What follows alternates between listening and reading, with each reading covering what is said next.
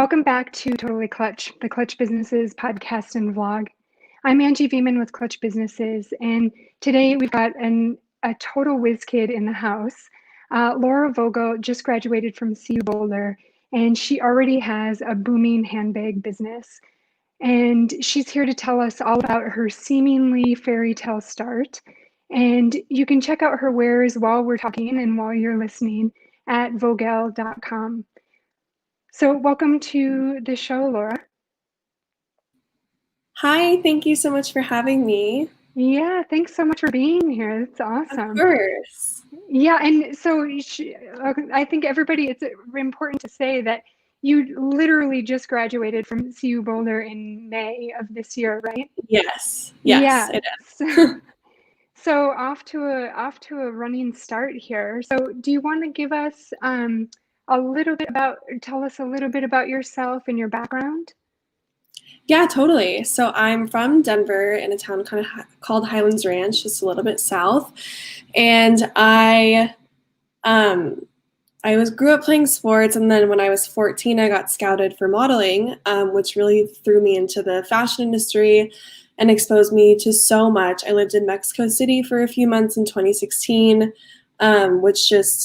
I met so many people. I saw so many things in the industry, and it really sparked my curiosity and lit a fire under me to kind of keep going in the industry. But it pushed me to go study business and pursue the business side of fashion, because as I definitely saw a career in modeling, and I still indulge in that here and there, I'm just so infatuated with the business side and the creative and the marketing and the designing. And so I stopped modeling in 2016 and I committed to CU. So I studied marketing and finance at CU Boulder. And I had a lot of international opportunities during that time. I lived in Madrid. I studied abroad in Milan.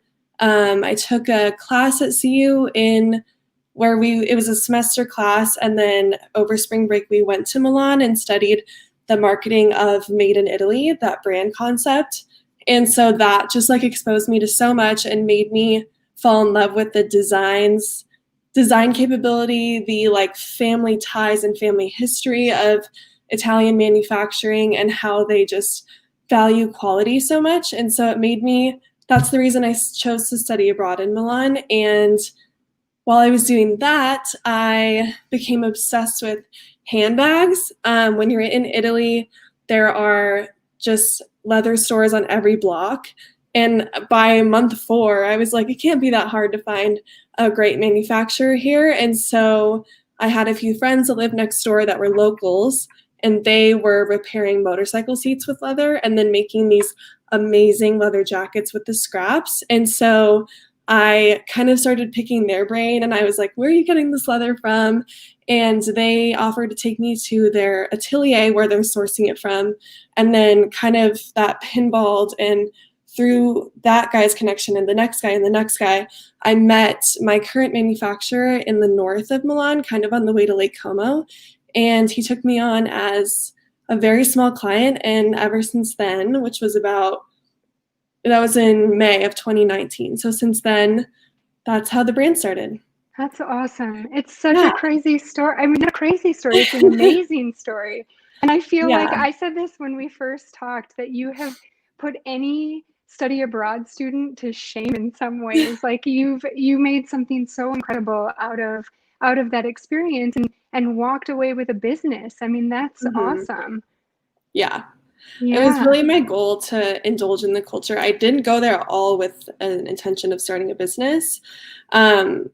It just kind of started happening for me. And it was one of those situations where I was standing in the manufacturer's house, and in my mind, I was like, everything just seems to be aligning right now. And this is a risk that I have to take and an opportunity that I can't pass up. Yeah, it's really cool. And so I've been in product development for over 15 years, and the way the story that you have is so similar even to how some of the biggest manufacturers and designers in the country find the place, the factories that are producing their product. It's just kind of, you meet somebody, they introduce you to somebody else. And I mean, of course, sometimes you're very strategic about it, but oftentimes you find these things in unexpected places and in unexpected ways. So it's awesome that you capitalized on that opportunity. Thank you. Yeah, Yeah. it's a crazy opportunity, and for him to take me on as such a small client is just like the best thing that's happened to me. So Yeah, it's so yeah. cool. Do you want to show, as we talk a little bit here, do you want to kind of show some of the designs that you have or some of the handbags that you're selling right now? Yeah, I can pull up some of the photos. I can share my screen. Okay. And I mean, they're really incredible handbags. And so are you designing all of them? Yeah, so I Okay. actually have like drawn every bag on a piece of paper and mailed it to Italy. That's awesome. And so, can you see this? Yeah. Oh, there they are. Okay. Yeah, Yeah, so this is some of the pieces from it's just a drive that I have for like marketing materials. sure. This is the original collection. So this is the black, camel white, and then I have all matching card holders. And this black one was the original prototype. So Okay. I went through probably 2 full prototyping processes until I landed on this one. Okay. Um, and then made those 3 color schemes. And then from there, which I had no idea that I would be making another collection that fast, but Yeah. I saw kind of like these other brands releasing the chain pieces that were just they look so amazing with like blazers and chunky sweaters and stuff. So I took that route as well, and I cut off a portion of the leather strap and we put gold chains in. I like to keep everything gold kind of to have fluidity. And I kept this little connector piece here because it's on all of these original bags as well. So we made Sure. sure that the connecting pieces were the same, and the this one as well.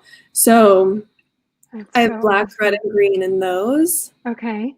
And that's the collection right now. So So the cool. black So basically is like 3 silhouettes and then 4 colors. Is that about right? So I have the original collection, the chain collection, and the wallets. Okay. And I have black, camel, white, green, and red. So 5 Okay. colors. Okay. Okay. Yeah. That's so cool. Yeah, Yeah. the It's been really the exciting. little wallets are life-changing. I have one of those from a different company, but I started Yeah. using them maybe, I don't know, 2 years ago, and I don't think I'll ever go back. They're so great. No, they're so minimalistic. I mean, and everyone in Italy and Europe even carries them.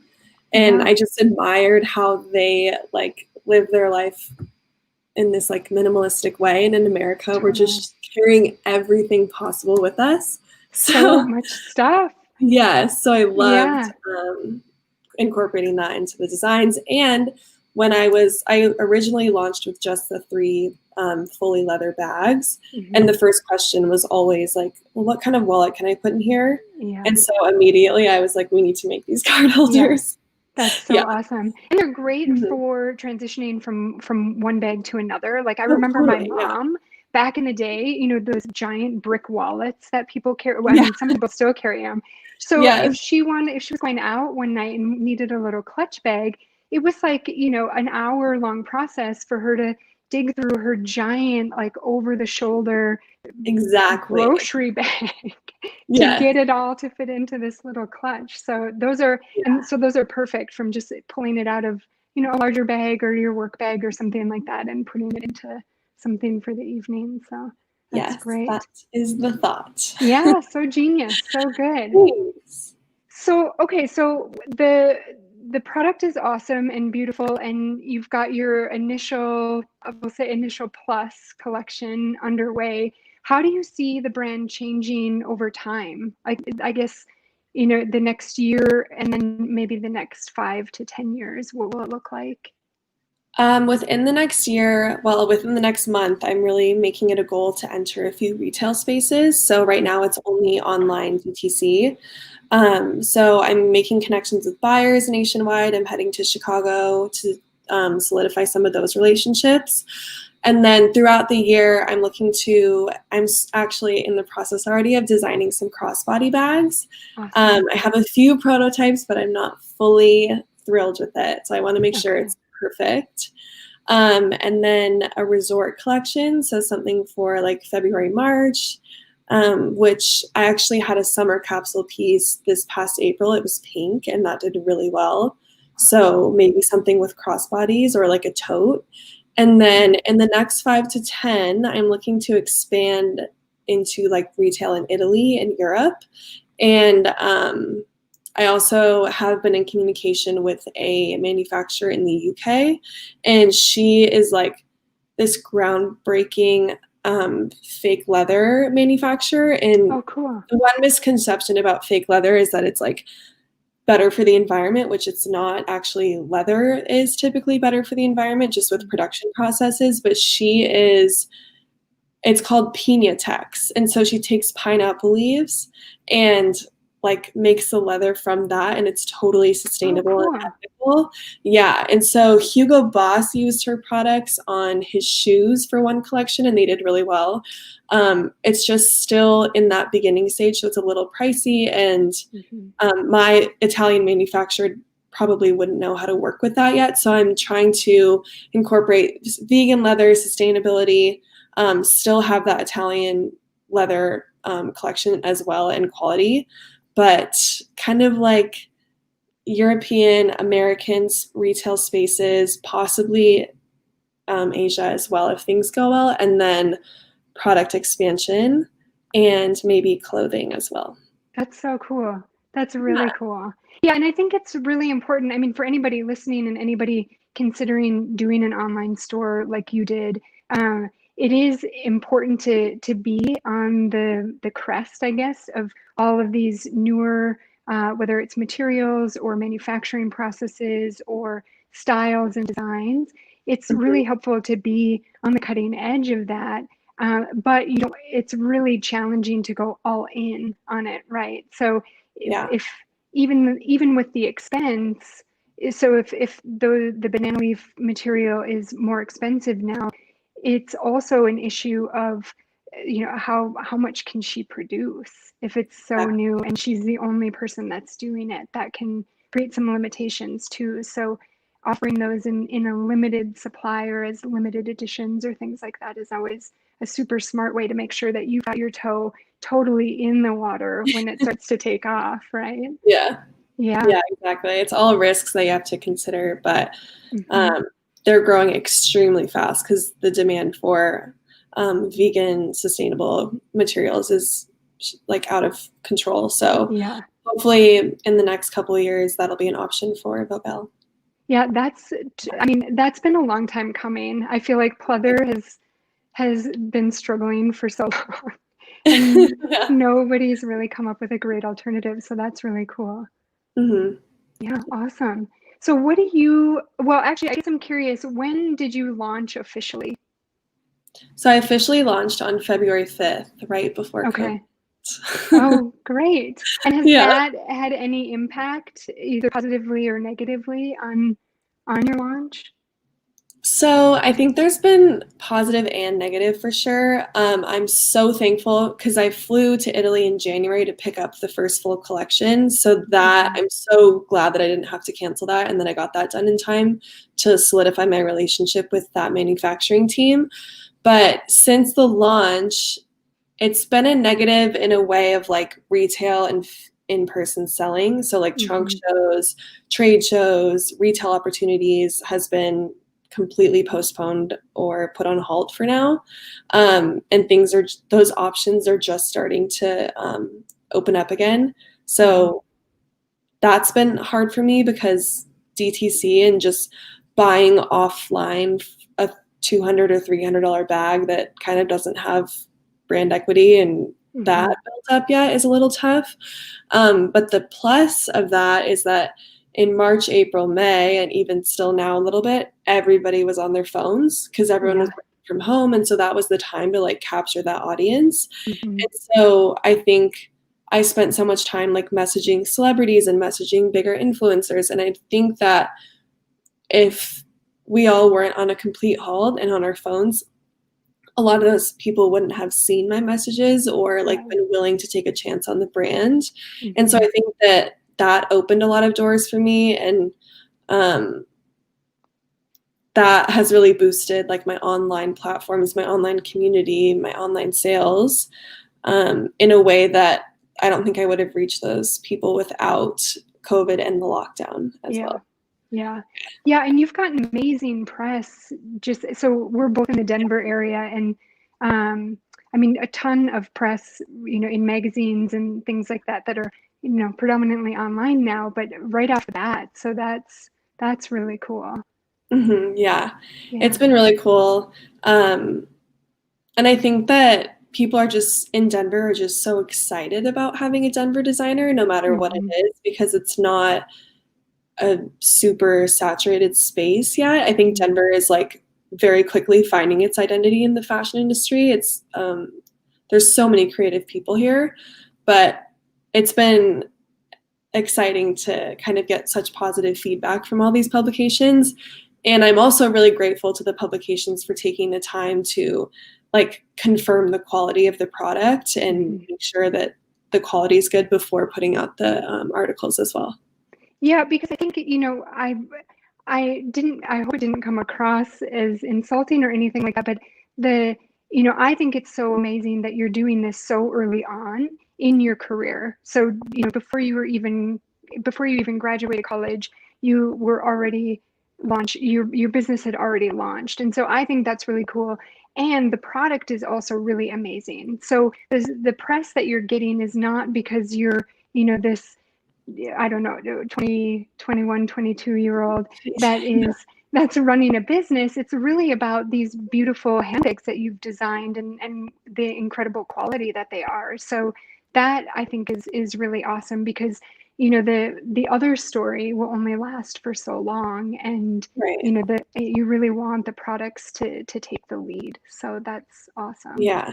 Well, and I Yeah. think that's been such a misconception as well, being this young and having this business is one of the first questions I get asked is like, okay, like, are you licensing this brand or Yeah. are you, and I'm like, no, I designed it. It's all me, it's great because people are so like pleasantly surprised that I'm Hmm. accomplishing this and doing this. But it is kind of like this barrier at first that people don't fully understand that I'm like doing this brand, but it's really fun to make these connections in Denver and stuff as well.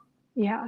Yeah, and I think people probably are asking that a lot more now too, because drop shipping is such a big online space right now, where Yeah. people, there are, I would say, well, I shouldn't give any numbers, but a large percentage of the websites that you come across, or the retail stores that you come across online, those people just put up a website, and they've never even touched the product that they're selling. So Mhm. I think it's pretty special that you're still focusing on being so involved in the product from start to finish. Yeah. That's a really big focus for me. Hmm. I self-funded this business, so I spent so much money like perfecting the first prototype and Yeah. making sure everything was perfect. I was buying bags online and sending like similar styles to Italy. I was sending drawings. We were on WhatsApp all the time. So, and that's the other thing I love about my manufacturer is he's so hands-on as well and like really believes in me as a designer and business owner. Hmm. So he'll send me like zipper options or plating options, and we just kind of go over all of that together, which is really fun. Yeah, that's so cool. Yeah. It's such a fun process. And so I know.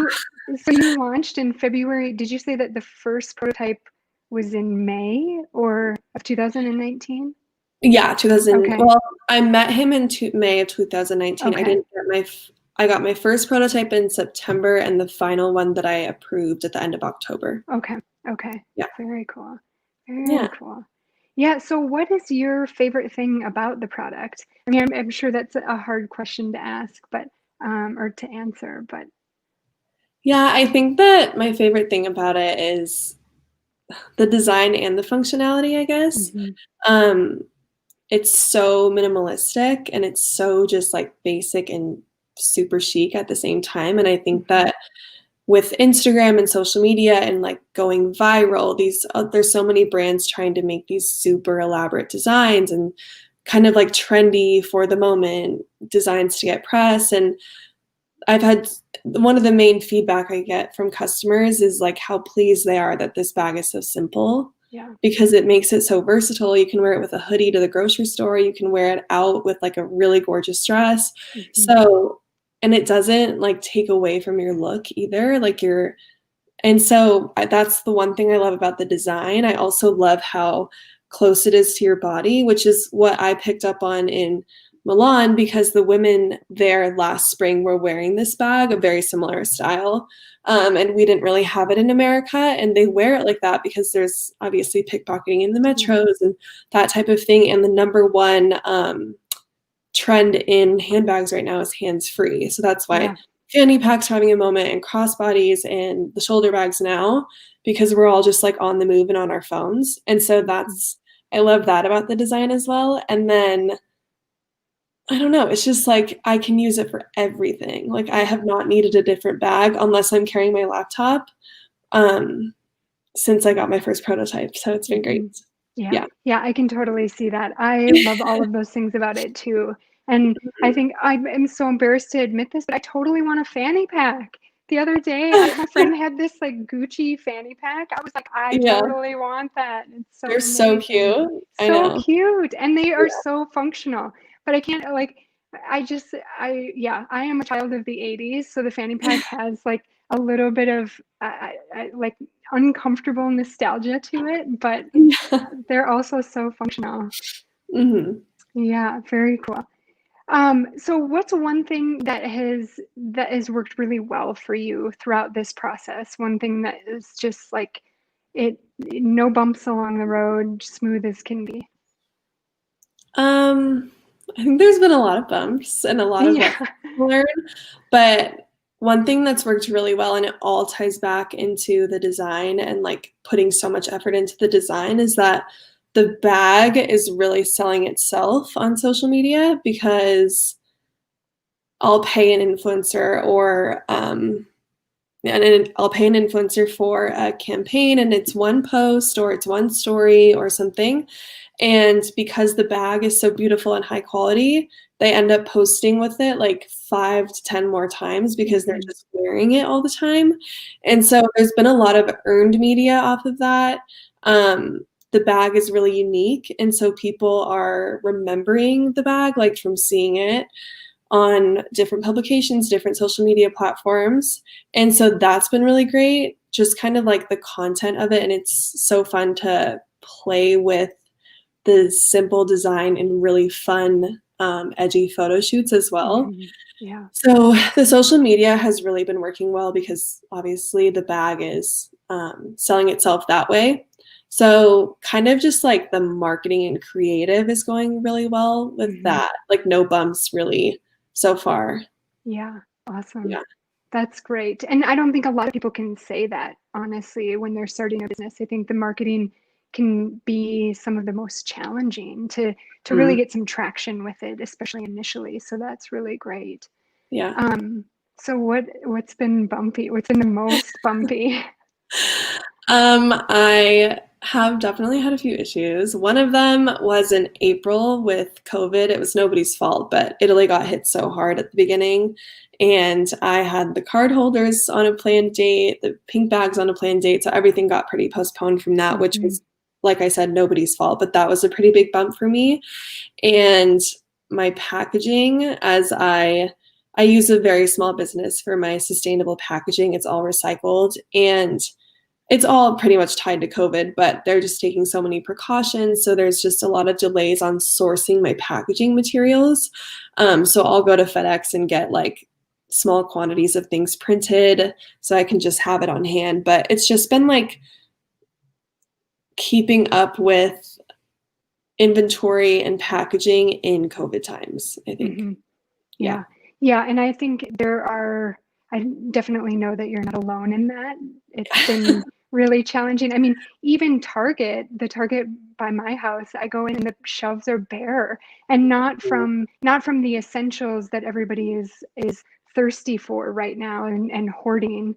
It's just basic stuff, sheets, anything like that that is either getting pushed aside to make room for what we really need right now, or it's just, yeah, there's just delays all over the place. So Yeah. it seems like you fared pretty well, but I know that it's so much work and stress and uncertainty, right?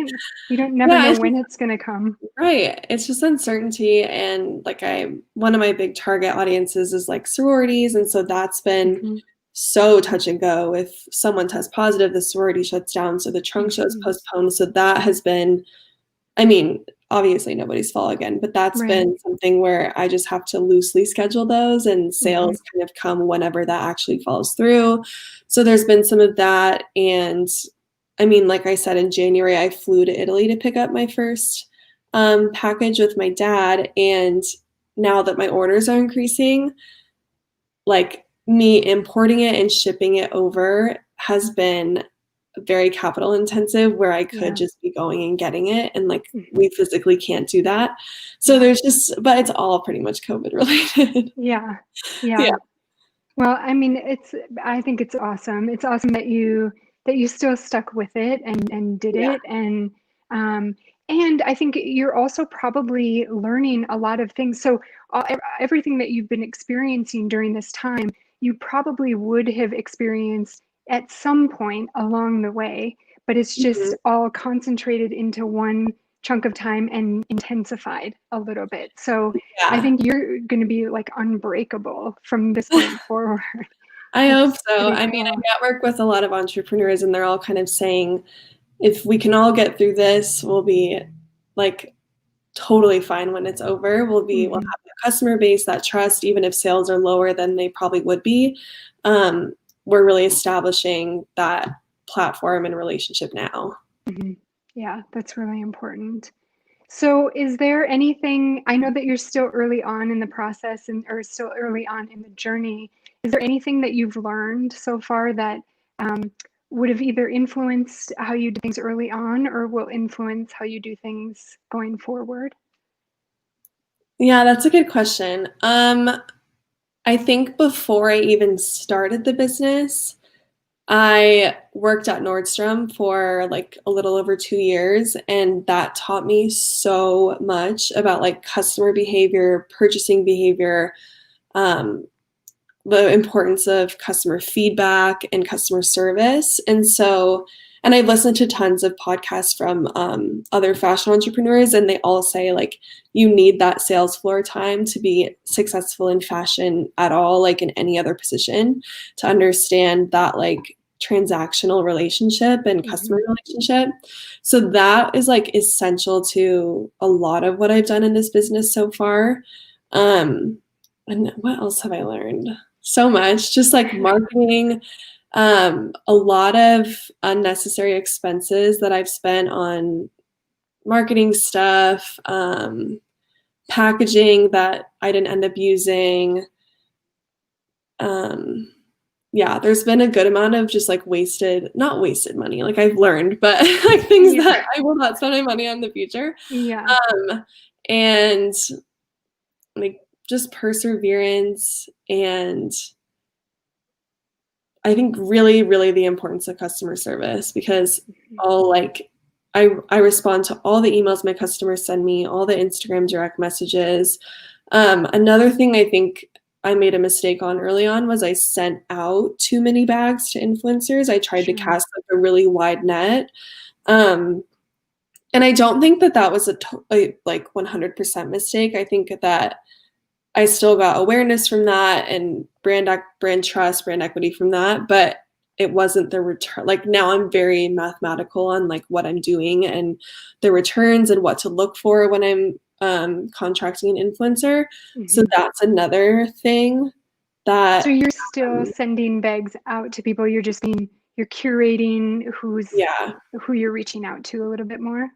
Yeah, well, and that's Okay. the thing, is most of the time they're reaching out to me. I would say like Okay. 95% of the time. So then I have to do the due diligence of like checking their stats, checking their um past resume with brands, checking who their followers are, what the male female ratio is. Hmm. Um, because I've definitely slipped up on that a few times, but I don't think that that influencer that didn't have the biggest return like was a zero for me Right. either. So it's just Right. learning about it.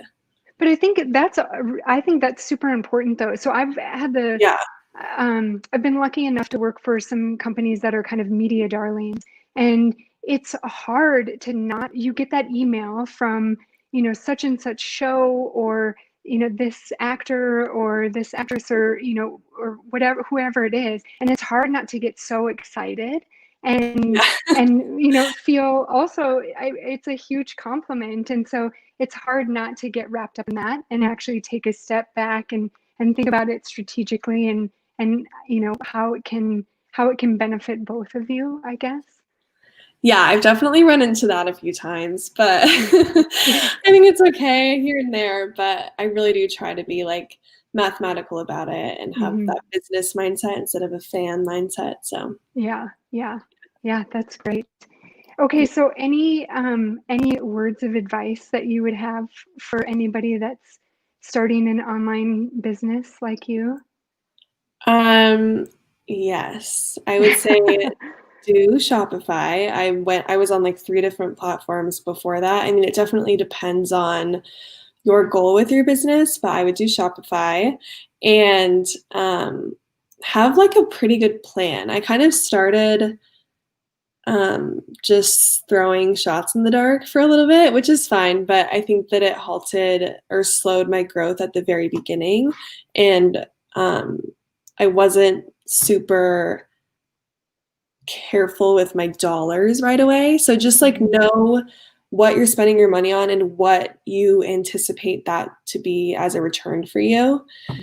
Know your target audience and be open to a different target audience that you might go into it thinking your customer is one person, and after a few months in business you realize it's different, or you have that person and this group as well.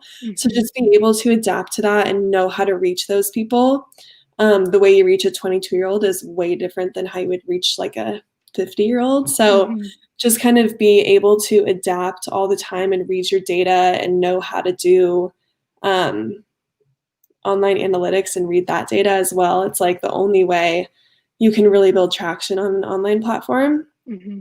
And the one thing I always say is like I run into so many people who have like the best idea, but they just have this like mental block and won't do it.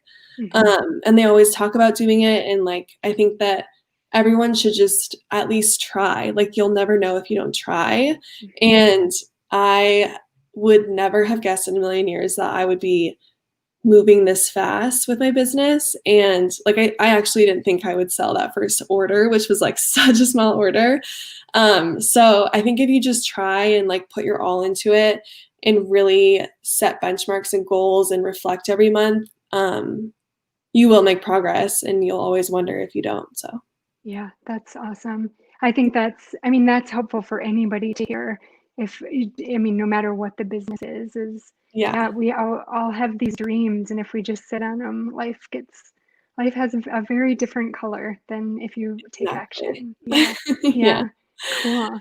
Great. Well, I want to thank you so much, Laura, for being here and for what you do. I mean, the bags are beautiful, and the Thanks. intention that you bring is so incredible and refreshing. So, yeah, again, I hope we can put up on the screen quick again your website, because I know that everybody's starting to shop for the holidays, and these are the perfect bags for anybody that, like you said, they're so versatile with, what you're wearing and where you're going, but they're also versatile, I think, in terms of who who's buying them or who you're gifting them to. So hopefully, Yeah.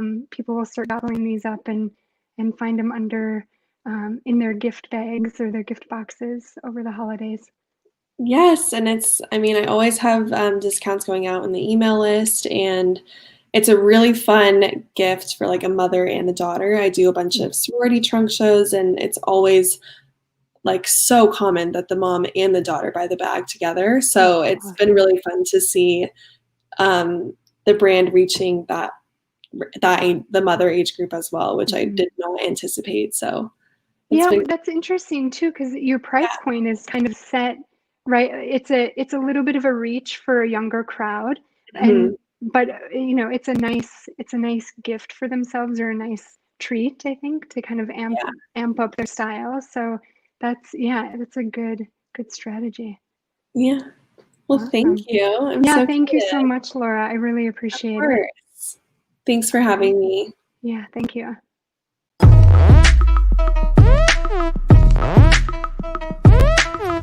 To have a successful business, it often feels like you have to sacrifice having a killer life. And most of the things that you spend your time doing throughout the day have nothing to do with why you started a business in the first place. I'm Angie Veman with Clutch Businesses. I work with passionate female entrepreneurs who are solving amazing problems in the world. I take them out of their operational abyss into a place where they have more free time and greater fulfillment in their lives.